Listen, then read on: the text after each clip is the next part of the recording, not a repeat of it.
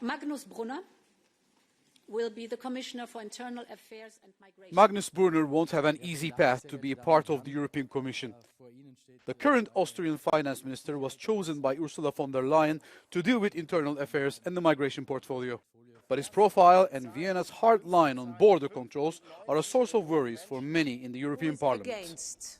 First of all, everybody was extremely surprised because his portfolio as finance minister, expert on energy and so on, never he showed up in the topic of migration with some specific knowledge or engagement. Secondly, also the Austrian government made some very non-constructive moves in the last years. They were not very helpful for the migration pact. They made a veto on the Schengen enlargement for Romania and Bulgaria, which everybody's saying is extremely counterproductive. Manfred Weber, president of Brunner's European People's Party, on the other hand, defends this pick. Also, extremely important issue is to win back control of our borders. To stop illegal migration in Europe is a key demand, and that's why good to have EPP there in the lead.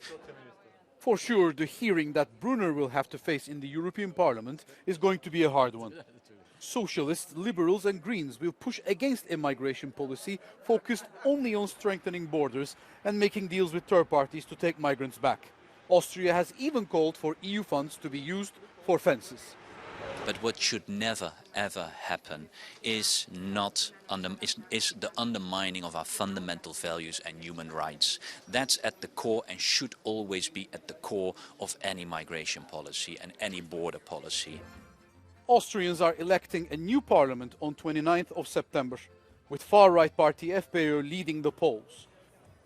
Which means that if Brunner is finally rejected, the next migration commissioner could come from a different government.